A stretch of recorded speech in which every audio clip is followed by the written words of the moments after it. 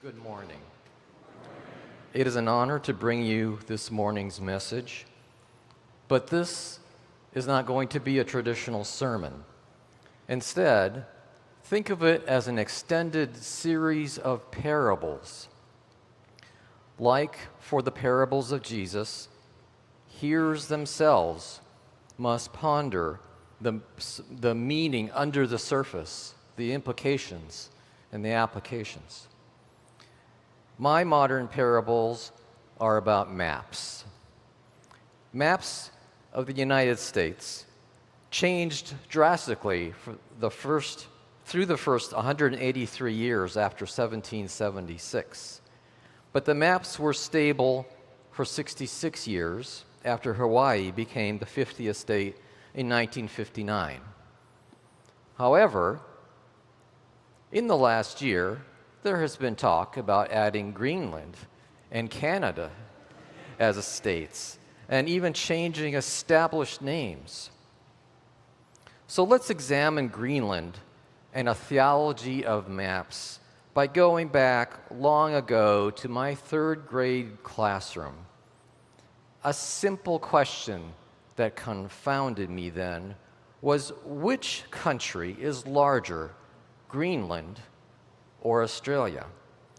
This map on the screen is similar to the one hanging on the wall of my classroom. Greenland near the top appears much larger than Australia on the lower right.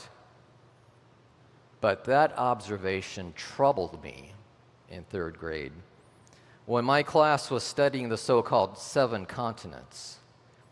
Australia was listed as a continent along with North America, Europe, and others, but that sprawling landmass of Greenland was classified only as an island, not as a continent. To my third grade mind, that seemed unfair. I thought since poor, marginalized Greenland was obviously larger than Australia, Greenland should also be called a continent. I asked my teacher about that, but she just shrugged and could give no clarification to my conundrum. Thus began my haphazard, lifelong quest for the truth about maps. Years later, I discovered the resolution to my third grade grievance. Had the original question been, according to this map, is Greenland larger than Australia? The answer would clearly be yes. But despite how it might appear on this map, in geographical reality, Greenland has a surface of about 836,000 square miles. Australia, with almost 3 million square miles, is over 3 times the size of Greenland. That map in my classroom lied. Appearances on this map deceive because the meridians, the vertical lines, run all the way up to the top and all the way to the bottom, and they're parallel. But in reality, meridians circle the Earth and intersect at the north and south poles. Meridians are the farthest apart at the equator and squeezed together to single points at the poles. Thus, on this map, the closer a country is to either of the polar regions, the larger the apparent size. This map comes from Gerardus Mercator, a great 16th century mapmaker who created the map in 1569 for ship navigation. Despite its flaws, showing the world as a flattened cylinder instead of a sphere was revolutionary for its time and very helpful. And it defined how people perceived the world. The Mercator projection was the King James Bible of world maps. Even today, no other world map has completely replaced it, and no other single map has so dominated people's view of the world. As a result, for 400 years, Most people have thought that Greenland was larger than Australia. Distortions plague all maps because maps are small and flat, but the Earth is huge and round. When map makers must squash those 3 dimensions of an entire planet down into 2 dimensions of tiny digital screens and paper, something somewhere has to give.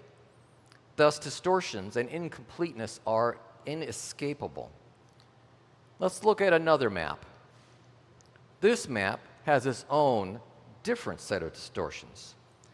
This looks more like a flattened set of orange peels than a clear, intuitive image of the Earth, but it does show the relative sizes of the countries more accurately.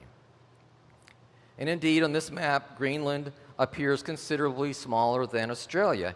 But notice that Greenland is cut by a meridian and divided into 2 different segments on the map.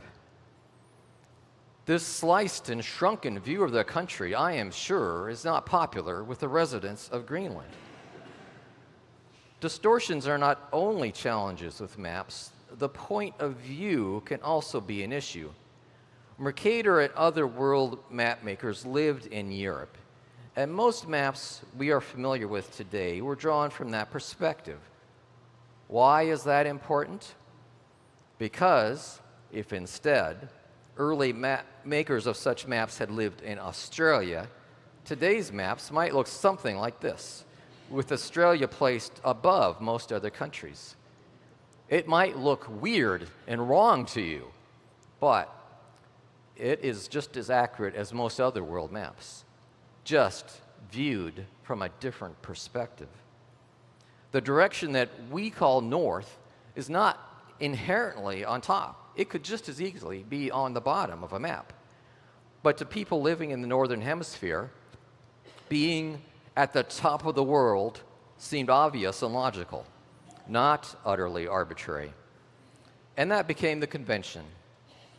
To people in Australia with a different viewpoint, however, this map is quite popular.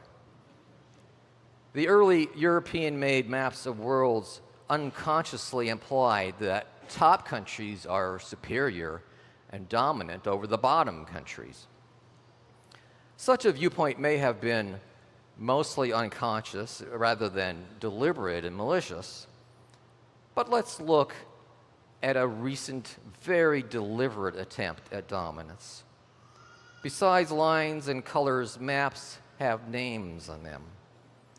What is the name of that large body of international waters? The Gulf of Mexico or the Gulf of America?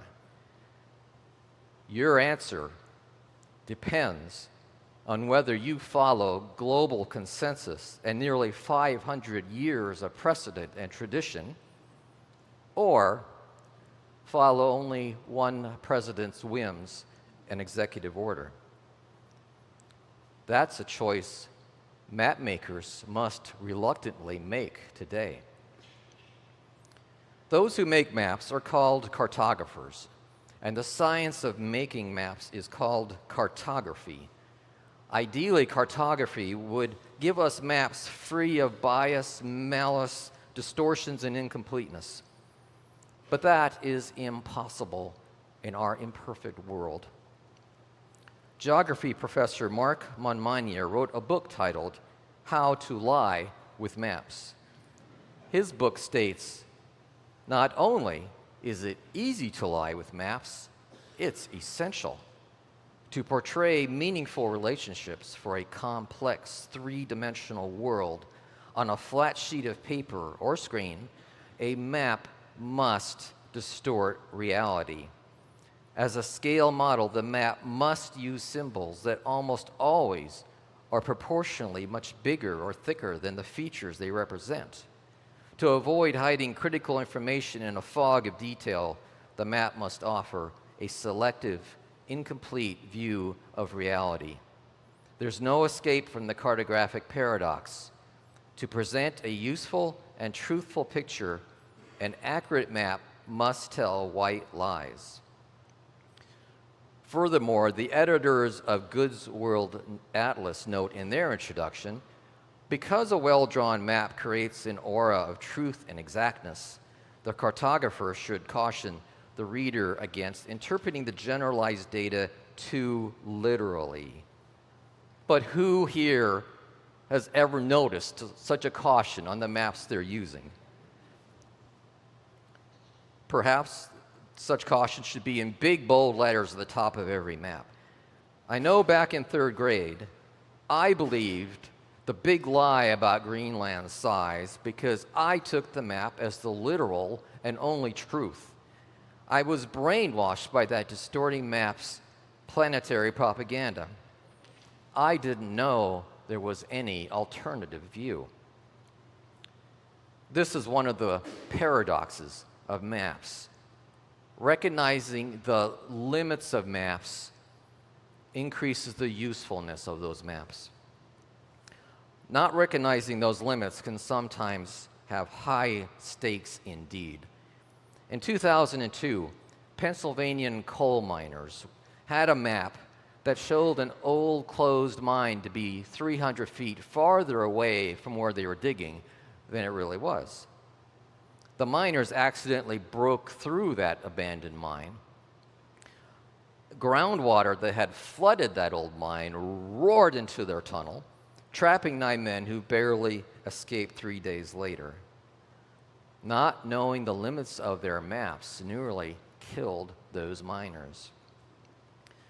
The value of recognizing limits applies to life beyond the confines of minds and geography class, because maps are more than just words and lines on screens or paper. Many types of maps exist, but a map's essence is to be a clear, usable representation of something that we want to understand. Maps are guides to help us find our way through the unknown, guides to objects that are too large or too small to see with the naked eye. They make visible what is invisible to our eyes. They are how we see and think about the world. Maps cover the gamut between the largest and smallest scales of experience. Astronomers use telescopes to map the observable universe and see the really big picture.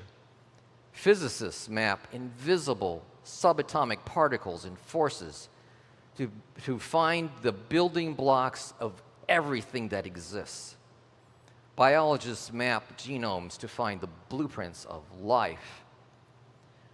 Cartographer Dennis Wood wrote a book titled The Power of Maps. He declared maps give us a reality that exceeds our vision, our reach, the span of our days, a reality we achieve no other way. We are always mapping the invisible or the unattainable or the erasable, the future or the past. Moreover, instead of describing physical objects, mental maps attempt to give structure and understanding to things that are intangible and invisible. Politics maps human conflict and governance. Psychology maps human behavior. Philosophy maps human reasoning. Theology maps human spirituality. All my experiences in my life so far now map how I interpret the world. And when I think back on my life, in many things that seemed obvious to me later proved to be wrong. In many times, in many ways, I had an intellectual, emotional, or spiritual Greenland that seemed bigger than Australia. I could have used better maps for my life, but good life maps are challenging to find. If correctly mapping the Earth, which is concrete and can be carefully measured, is so difficult, exponentially harder is mapping realms of experience that are abstract and intangible. The task of mapping is eternally important and invariably imperfect. Mapping perplexes the best of efforts and people respond differently to its limitations. A common response is to just ignore the limits, but blind faith in the accuracy of maps of all kinds leads to gullibility, narrow-mindedness, and arrogance, and in the case of those miners, perhaps risking their lives. Beliefs are sometimes well-founded, but other times need questioning. Some doubt can be good because it helps keep us from being brash, self-righteous, and judgmental. We need humility in our opinions because what seems so obvious at the moment may later prove to be wrong. The opposite response is to scorn map because of their limitations. Perfectionism says whatever is imperfect or incomplete is useless and worthless. Cynicism concentrates on detecting cracks and flaws, and there are plenty of imperfections all around us. These attitudes result in missing the overall meaning, beauty, and usefulness of maps. Although no map is perfect, a map is usually better than no map. If you attempt to drive from Kalamazoo to Los Angeles without consulting a map, how would you find your way? A GPS is just a digital form of a map on your phone. And even asking people for directions is a form of verbal map. Your rejection of maps would lead to confusion, losing your way, and becoming thoroughly lost. We need maps, and we also need to understand their limits. We are all pilgrims traveling on the journey of life. Finding the right maps for our sojourn is both crucial and fraught with hazards. Maps are useful in finding new locations and charting new adventures, and they are especially important when we are lost wayfarers trying to find our way home. Long ago, before GPS and Google Maps, I helped staff a camp in the mountains above Colorado Springs for part of a summer. For a month, it was my home away from home. Staff had the day off one Saturday, and we spent the day down in the city. When it was time to return, we didn't know the way to get back to camp. The driver asked me to unfold the paper city map and determine the best route. For those of you under 30, this is the kind of map we used to use in the old days when we had to find a way through unfamiliar territory. And when fully unfolded, it looks something like that. And it was always a pain to fold it back up. Well, we drove down an express street on the edge of Colorado Springs, but I couldn't find the name of the street we were driving on in the map's index. At intersections, I found the names of those streets we crossed, but not the name we were cruising. Finally, I realized that the street we were on, with its fresh black asphalt surface and bold yellow lines, was too new to be on my map. Instantly, I understood our general location, even though it wasn't marked on the map. Soon we were on our way back on marked streets to our camp home in the mountains high above. Our paper road map was inadequate and incomplete by itself. But when I recognized its limitations, the map in my mind became complete and whole. Our street map was imperfect by itself, but it helped us find our way. In light of this story, perhaps one mission of the church can be defined like this: using spiritual maps to help everyone in the world find our way home. I once thought maps merely helped us understand where things are and how they relate to each other. But maps do more than that, as can be seen in what happened to my home state. I grew up in Kansas, and in the upper right corner, the Missouri River creates a natural boundary line between Kansas and Missouri. The opposite corner, in the lower left, of the state, however, is quite different. Near that corner, I lived for 2 years in the city of Liberal, and from my house, I could see Oklahoma. Or at least I knew it was supposed to be Oklahoma because of a road sign down the road that said, "Welcome to Oklahoma."